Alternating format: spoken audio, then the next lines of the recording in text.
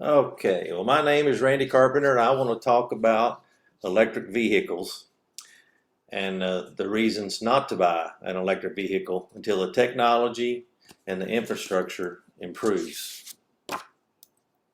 With the high price of gasoline, you might be thinking about purchasing an EV. You may be shocked to find out that there are a lot of cons to buying an EV. Let me tell you a little bit about myself. I'm 59 years old and I have been a vehicle consumer for 43 years. I have bought 17 cars since 1979. My first car was a 1974 Toyota Corolla. My current vehicle is a 2019 Yukon. I worked at Toyota in Georgetown for 29 years and I helped the company make millions of cars. The one thing that all of these cars had in common is that they were gasoline engines. As you can see, I have been around the block a few times.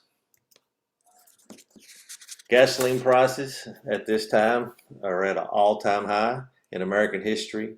The current average price for a gallon of gasoline is $4.86. You may also have heard of a guy named Elon Musk. He is the CEO of Tesla, and they are the #1 producer of EVs. And right now there's a big push from our government. They would like for all vehicle consumers to buy an EV. Like I said, now is not the time to buy an EV until the technology and the infrastructure improves. I'll go over 7 cons for buying an EV. So let's start with con number 1.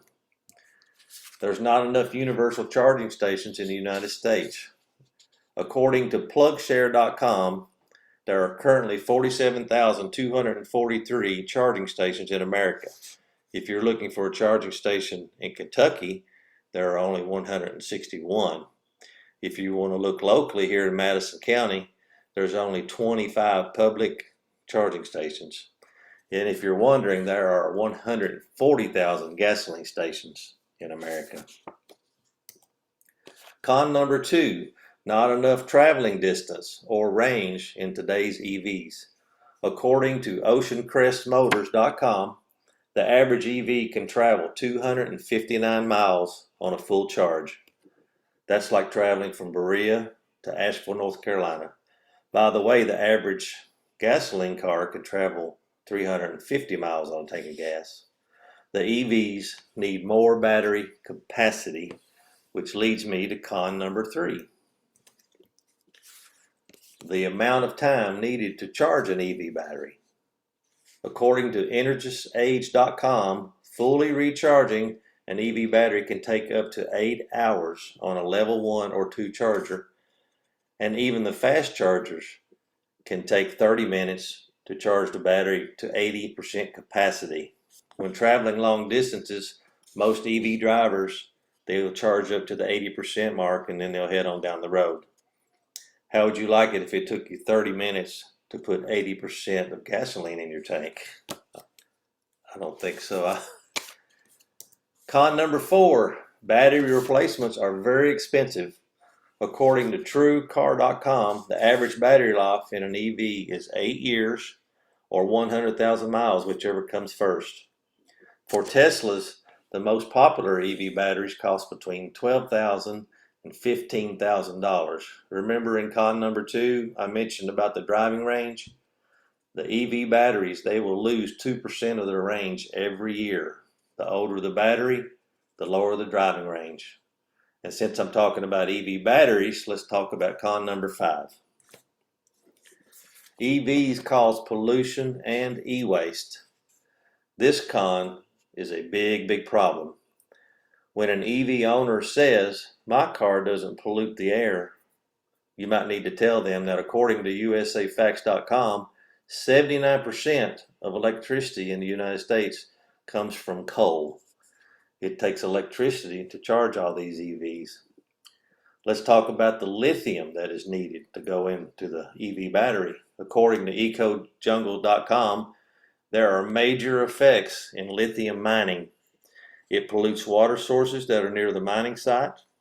The mining process contaminates the local water basins, which exposes the ecosystems to poisoning. The lithium mining increases carbon dioxide emissions, The miners, they'll cut down all the trees and remove all life form from their targeted mining areas. Mining also misuses gallons of water. To extract 1 ton of lithium, it takes approximately 500,000 gallons of water. Mining also depletes the fertile ground, and that could be used for growing crops in the world. And mining causes respiratory problems in humans and animals. Mining produces massive mining waste. Most common waste are sulfuric acid discharge and the radioactive uranium byproduct. How's that for going green? Con number 6, EVs are expensive.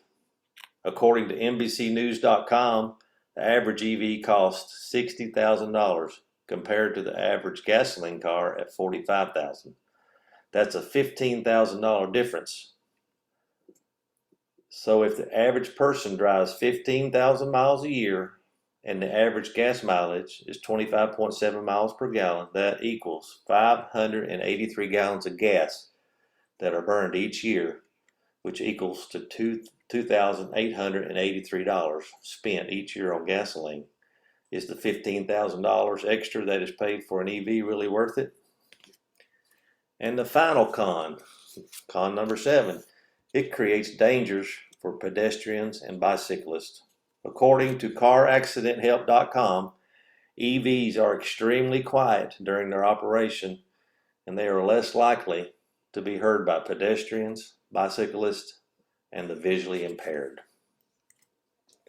To summarize, now is not the time to buy an electric vehicle until the technology and infrastructure improves. I gave you 7 cons for buying an EV, which were not enough charging stations in the United States, not enough traveling distance in today's EVs, the amount of time needed to recharge an EV battery, battery replacements are very expensive, EVs cause pollution and e-waste, EVs are expensive, and number 7, creates dangers for pedestrians and bicyclists.